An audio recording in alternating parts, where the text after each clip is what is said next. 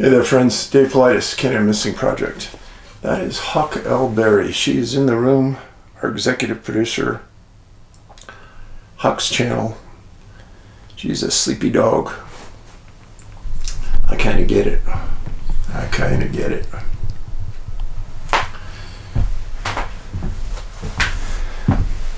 So one of the things that I've tried to bring to this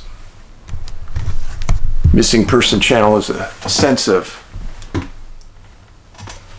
person, so you can get an inside look as to how I walk my way through life.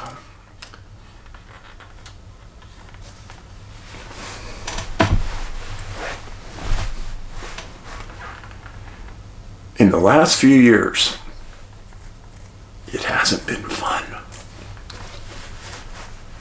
Lost my son. Then I lost Scott Carpenter. Scott was one of my research buddies on Bigfoot. Worked a lot together. Did the DNA project together. And then I lost Alan Atadero. Alan, great friend, great human being. He and I worked a lot together on his son's disappearance, Jared. Those two guys I talk to all the time. And there was only really one other person in my life that I would have a habit of just calling in. We all have buddies that we call, talk to. There's really just one other person that I talk to regularly about intimate life moments. And that was Harvey Pratt. And this is going to tell you how he and I worked together and managed to break ground in an area that there hadn't been any for decades. But first you got to know Harvey. I call this the passing of a legend and a friend. And a legend, I don't use that word lightly. The definition of a legend: someone who has achieved extreme fame or notoriety, particularly in a specific field.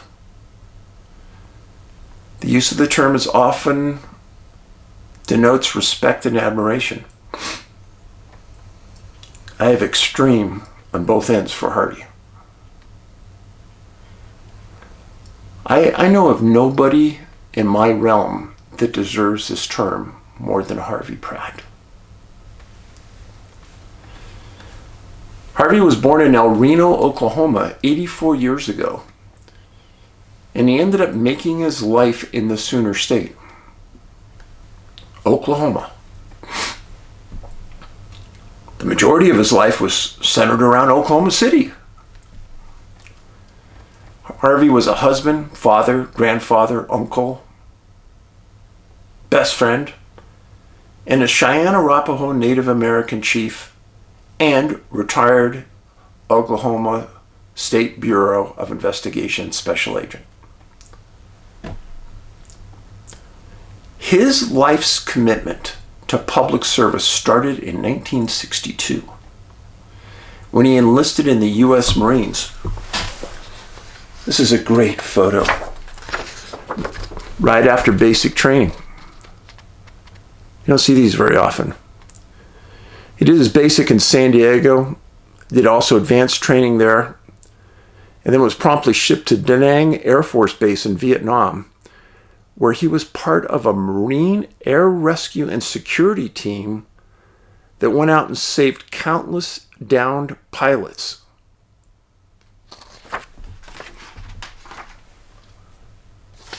Here's another picture of Harvey in Vietnam. Now we all know tens of thousands were killed in Vietnam. Harvey was lucky. It's like he had a spirit protecting him. While he was there, he was doused with Agent Orange countless times while in the jungles. And later in life, that gave him many serious medical complications.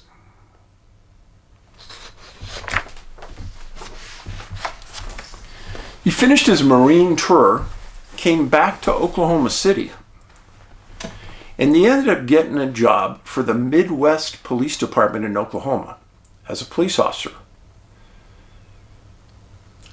After a short time there, Harvey knew from a young age he had special abilities with art, drawing. And he's decided one time there was a special case, a homicide case, where somebody had seen the suspect. Well, they didn't have pictures, didn't have cameras back then that were like on the front of homes that were taking pictures. So Harvey said, hey, maybe I could draw what this guy looks like. He sat down with the witness. He drew it. Officers went out, found the guy, and he was convicted of murder. And that was Harvey's first step into forensic drawings.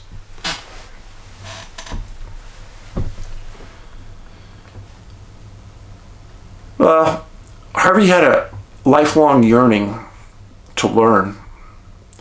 And he ended up going back to Oklahoma State University, where he got his bachelor's degree in political science. Now, through his years in law enforcement, he went to countless training sessions.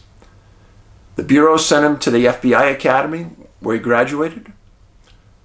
He also taught numerous classes on forensic reconstruction, forensic drawing.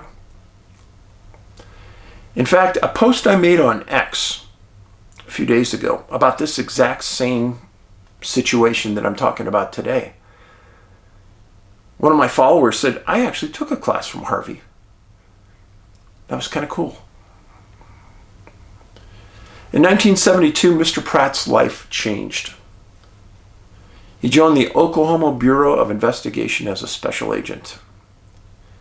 And he quickly became the state of Oklahoma's chief forensic artist, where he did thousands of witness-described portraits of suspects, which later led to countless arrests and convictions. Harvey also thought of how he could use his art to better the public good. And he was one of the early innovators into soft tissue reconstruction, working with bodies that were decomposed, that really didn't have a face to them. He used a way through clay and remodeling to bring a face back to these bodies and identify these people long before DNA. The Oklahoma Bureau also had Harvey go on and design their badge, flag, and seal. His artwork can be found in the Oklahoma Supreme Court and countless other government buildings in Oklahoma. He is everywhere, folks. At Oklahoma State Bureau of Investigation, Harvey worked some huge cases. The Sirloin Stockade murders, Green River Killer, Ted Bundy, Henry Lucas, Otis O'Toole. He was a major contributor in big crime cases. And later on, I completely understood that. The hours and hours that Harvey and I spent together, I understand why guys wanted to work with him. Because I did. Over 40 years in law enforcement, Harvey retired as an assistant director. Yeah, we were friends then. We had been working together. And I went out and I had a belt buckle designed for him. Had the OSBI symbol, assistant director. Thought it was pretty cool.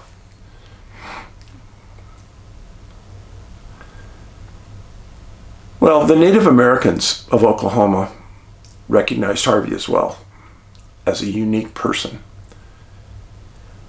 They made him a chief. He sat on the chief's council. He was also recognized and awarded as an outstanding Cheyenne and inducted into the Southern Cheyenne Chiefs Lodge, a huge, huge accomplishment. He was also, this is even bigger, inducted into the Oklahoma Law Enforcement Hall of Fame, Oklahoma Military Hall of Fame, Oklahoma Bureau of Investigations Hall of Fame. And he served as a chairperson in Indian Arts and Crafts for the Department of Interior, a distinct honor. Harvey,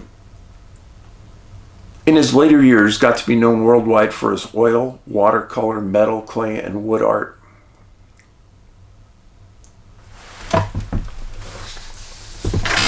I'm going to get you a picture here that shows you something really cool. Oh, there it is. Okay. Harvey's most famous art piece by far was with his son Nathan helping.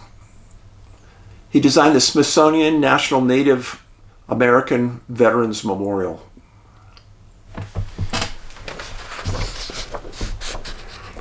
This is a huge outdoor piece that you can go out and sit in the circle. It's absolutely gorgeous if you look at it online. That's Harvey there in the middle. It's the centerpiece of the Smithsonian's Native American Museum.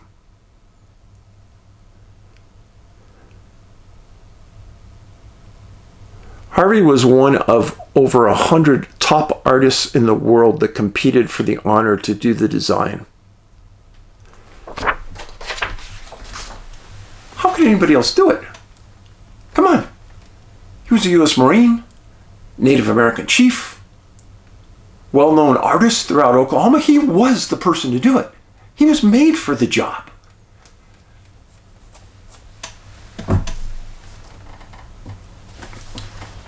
I really met Harvey at the most poignant time in my life.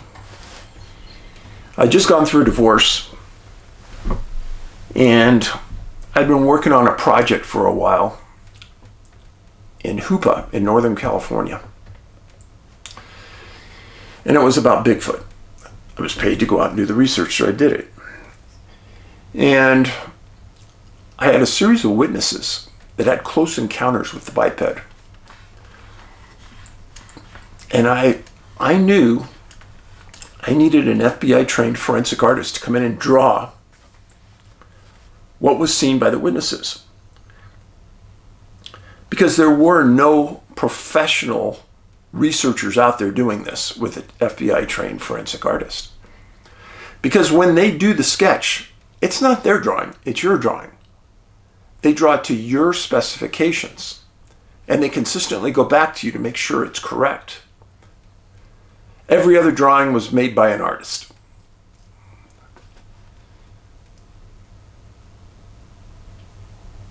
This had never been done before in Bigfoot research. So I went online, I did an extensive search, and this one name kept coming up, Harvey Pratt. I looked at the forensic drawings he did of suspects sitting down with witnesses. With the suspect later caught and the picture put next to the sketch, it looked like Harvey sketched the person sitting in his room. That is how accurate the drawings were. Well, I saw he was a Native American chief. He had all these accolades. I thought, he's never going to work with me. But if I could get him, I'd hit the mother lode. Well, I called and left a message. And Harvey and Gina, his wife, who was also a special agent in Oklahoma, called me back. I explained the project. And they were all in. And Harvey told me that Bigfoot had been part of his culture when he was growing up in Oklahoma. They were excited to do it. I arranged for the Pratts to fly into Crescent City in far northern California. I picked them up at the airport, drove them into Hoopa, had a great conversation, great people, set him up in the hotel room next to mine, and I had lined up 7 witnesses for the next day and for several days for Harvey to sit down and draw sketches. I sat in for the first 2, and each time the witnesses would say, "That's exactly what I saw, Harvey, what you drew. That's exactly it." I was a little stunned. Harvey even looked a little stunned. Why? Because really the exposure we had to the topic of Bigfoot was through shows on cable TV. Monster Quest. Shows that made Bigfoot to be a monster. So we're kind of brainwashed that this was and they always said it was an ape or a gorilla. At the end of that first day, this will be etched into my memory banks forever. Harvey, Gina, and I are sitting in this hotel room, and we're looking through these sketches. And we all just looked at each other and said, "This is unreal. This doesn't look like an ape or a gorilla." And Harvey says, "No, it doesn't." And all of the people said it looked and it had more human qualities than an ape or a gorilla. Well, the days continued. Harvey did more drawings. All of the drawings looked different. Just like you draw a person, they had human qualities, but they were different individuals. But all looked much more human than animal.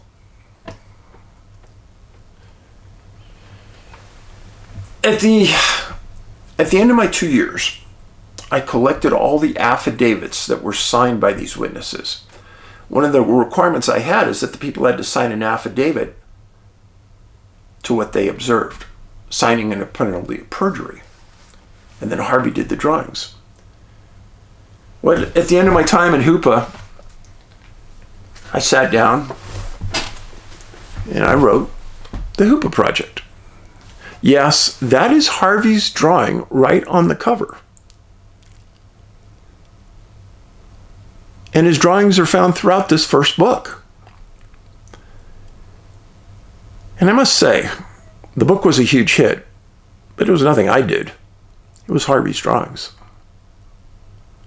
Because it woke up the world that Bigfoot may not be an ape or a gorilla like you were being told. But there were a few naysayers along the way. A few people saying, "Oh, you know what? That's the way they look in Hoopa, but they really don't look that way anywhere else." Harvey said, "Dave, don't listen to them. They don't know what they're talking about. They've been so brainwashed, they think that way." Well, we talked it out. And I said, "Harvey, you've heard of stories in Oklahoma, and so have I. Why don't we get those witnesses together? I'll fly out to Oklahoma, and we'll spend a week driving around, and we'll do the same thing in Oklahoma that we did in Hoopa." He goes, "Great idea. I'll do it." That was great. Harvey and I driving around Oklahoma together. There was no better partner, folks. There was no better partner. Every reservation we went to, these people greeted him with open arms. They knew him. And Harvey knew the characteristics of people that were hoaxing, lying. And the result was, after our work in Oklahoma, I wrote another book. It was called Tribal Bigfoot. And actually, Harvey did the painting of that on the cover. I have it in my house. But this book is also filled with sketches that Harvey did of the witnesses we interviewed throughout Oklahoma. Again, the sketches looked much more human than animal. It didn't look anything like an ape or a gorilla. And in fact, all of the tribal people I've met in the last 20 years, since I've been in the Bigfoot world, fact, friends, fact. No tribal group believes it's ape or gorilla. They all believe it's human. Correct. So you've been misled for many years. And these shows completely disregard what these elders say.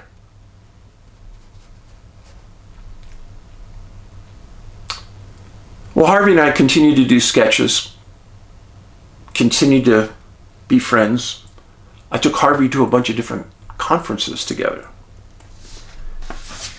This is one of my truly treasured photos. A group of us sponsored a conference in Colorado. That's me, Alan Adadero in the middle, and Harvey. They loved each other. They both thought they were great people. And they were great people. Those two individuals had a spiritual side to them that was so unique, I can't even begin to explain. Them not being here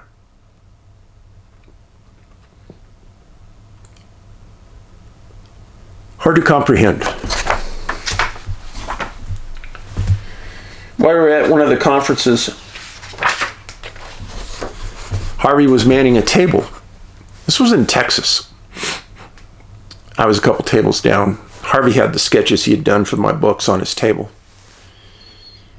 And a boy about 14 years old walks up to his table and just starts staring at these sketches. The boy yells across the room, Mom, come here.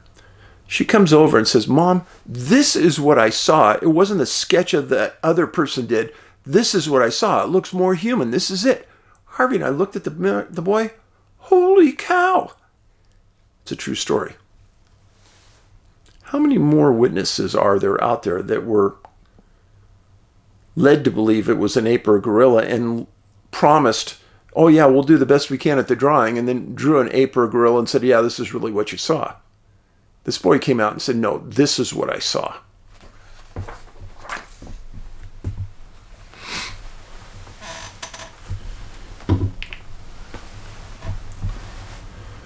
Well, in 2019, I was approached by the History Channel and Prometheus Entertainment. Yes, who does Skinwalker Ranch series. Yes, who does a bunch of shows on cable TV. And I was asked to do an HR documentary, a 1-hour documentary about missing people, based on my missing 411 work, which Harvey had helped me out a lot with. The idea behind the show that we made was called Vanished. And Gina, Harvey's wife, and I, they were my top 2 picks to be on the show. We spent a lot of time in the Four Corners area of the U.S. investigating missing people based on my research. The show Vanished is available to watch on Amazon. I don't own it. History Channel still owns it. But that was an absolute kick to make because, again, Harvey and I spent tons of time together doing the work. This is one of my favorite pictures of him.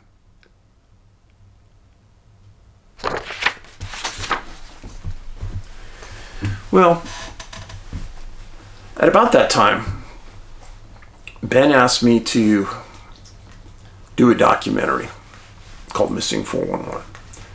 I didn't know what to do. He wanted to do it. I said, okay, we'll do it. And the result was extraordinary. At the premiere, Harvey and Gina came to the premiere. Now, you talk about treasured photos. At the premiere, that was really one of the first times Ben had met Harvey. And Ben was very friendly to people, but he loved Harvey.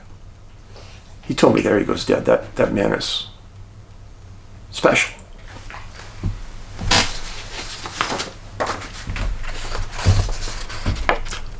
This is at the premiere of Ben's movie, Missing 411, available on Tubi. That's Gina and Harvey in the middle, and Ben and I. It was a phenomenal night. I'm so glad those two met.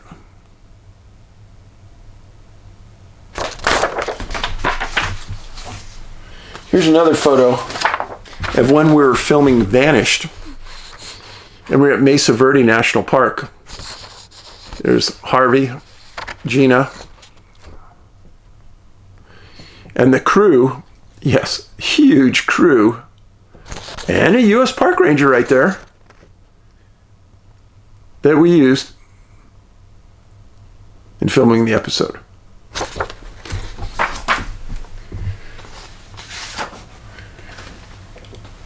Another photo from Vanished.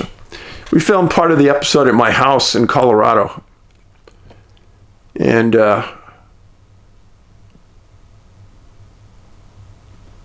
Harvey was just spiritually insightful to the point that he put my investigative skills to shame. That's why I like being around him, because I knew between the two of us we wouldn't miss anything.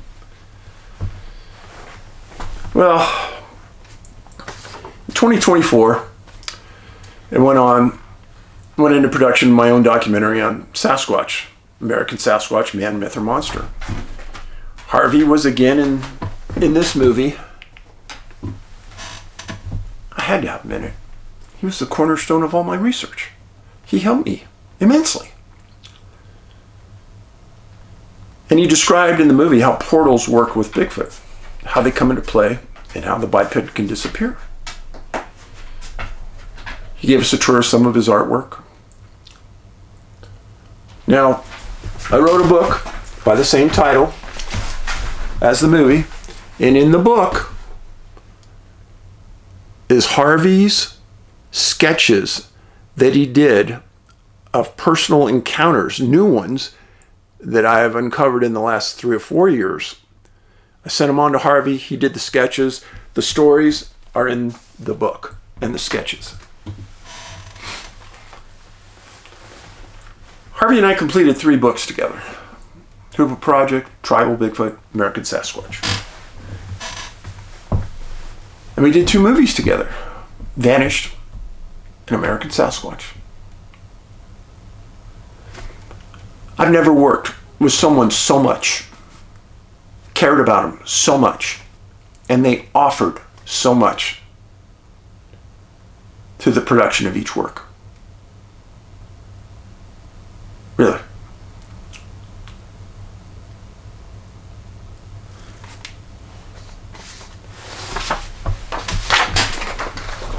This is Harvey and Gina when they came out to visit me in Colorado. I took them up to Rocky Mountain National Park. We hung out, had fun. Great people, great people. But my friendship with Harvey was different. Different than any other friendships I've ever had. When my son Ben took his life, there was a very small handful of people, of friends, who consistently called and checked in on me. Harvey was one of them. He cared. After each call I had with him, I had a sense of calm and well-being. Like, hey, it was going to be all right. Different. Last year, 2025, Harvey had a series of medical issues. Heck, in his life, he had a lot of medical issues. I think he had cancer 4 times and beat it every time. He had cancer so bad one time on the bridge of his nose that he had the entire top of his nose removed.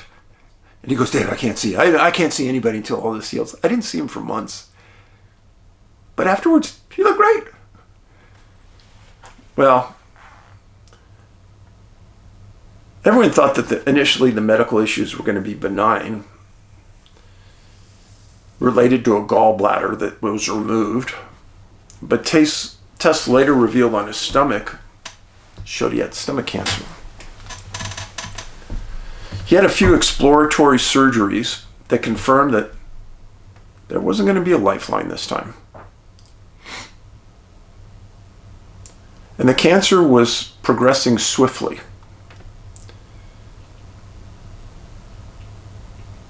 Over the last several years, I've gotten to be friends with Harvey's sons, Jason and Nathan, both really, really smart men.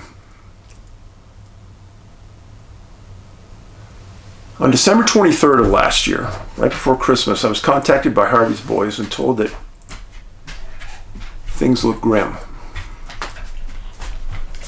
Harvey was at the hospital,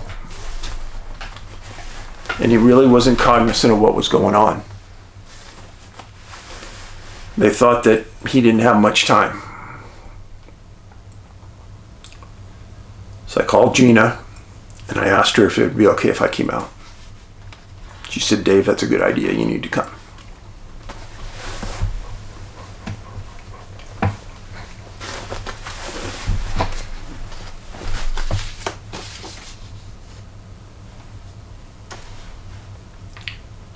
You know, it was one of those things you don't even hesitate about. I didn't. I thought about it for a half a second, called the airlines, made the reservation. I was flying out early on December 24th. Flew into Oklahoma City Airport, rented a car,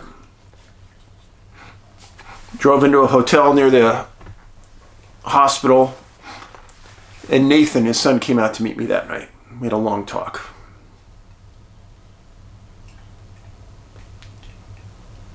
It's so refreshing to deal with super smart men.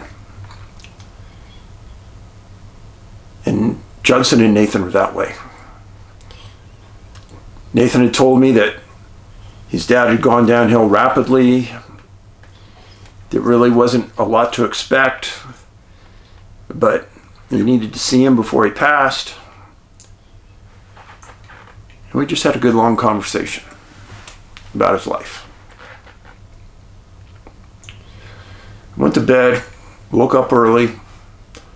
About 8:30, quarter to 9 Christmas morning, I walked into Harvey's room on the 4th floor at Mercy Hospital. He was asleep, laying in his bed, peaceful. Nobody was in the room. Put down my things, and I grabbed Harvey's hand.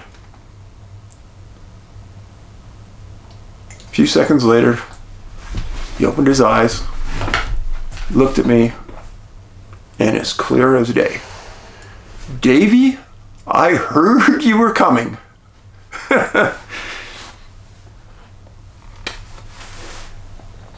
He always called me Davey. And we started talking.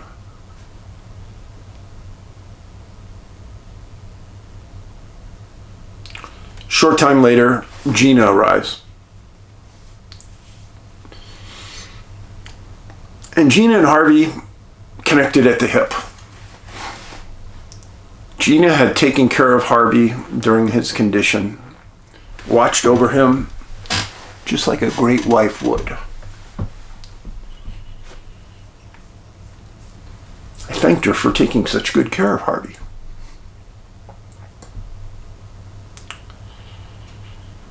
Then later on that day, Nathan's wife, Twyla, showed up.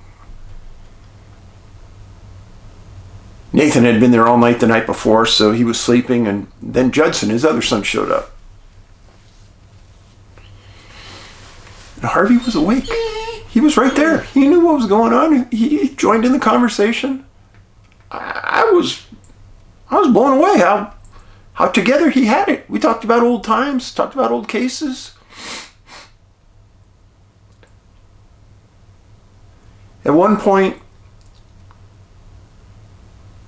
Judson and I walked out of the room, and I looked at him. I said, "Your dad seems pretty well together." He goes, "Dave, this is a miracle. He wasn't like this yesterday. I don't know what happened." Later that morning, the doctors came in, And we all sat there and listened to the doctors talk to Harvey and Gina and say that he was going to be let go home the following day on the 26th to go to hospice at home. They explained that hospice means that if you get an infection or a temperature, you're not coming back to the hospital. That's going to take your life. It was kind of a brutal conversation. Harvey understood. He understood.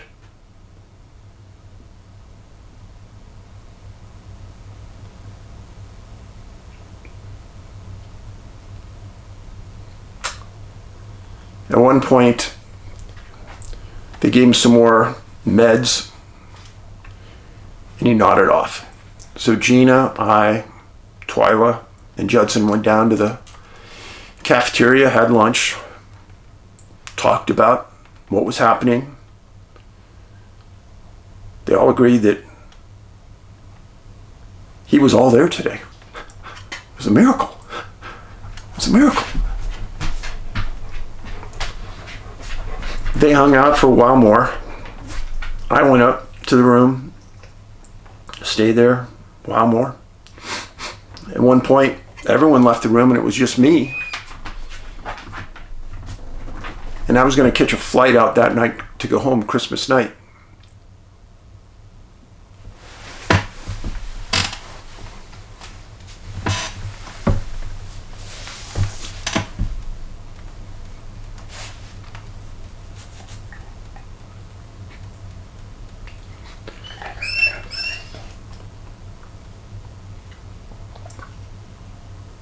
I remember going to the bathroom before this and praying that God gives me the strength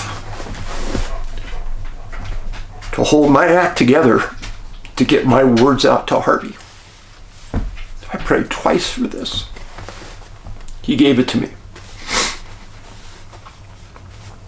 With everybody gone, walked over to the side of the bed,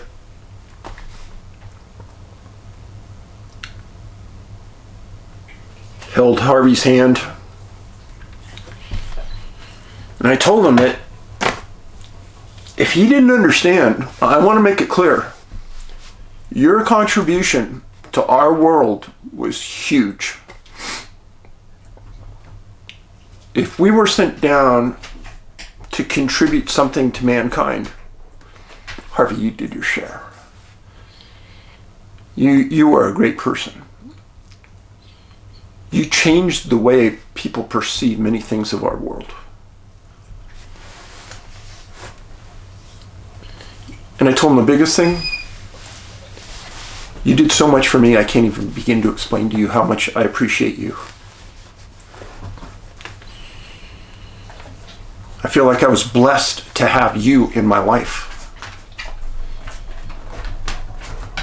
And you helped me get through Ben's death. And I'll admit, near the end of that, tears are streaming down my face. I didn't care.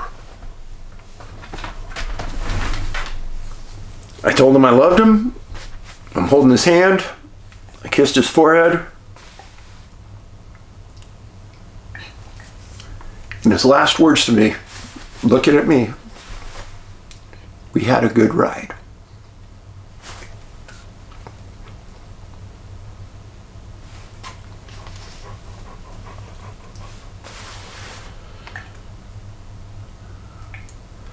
Harvey's funeral plans are pending.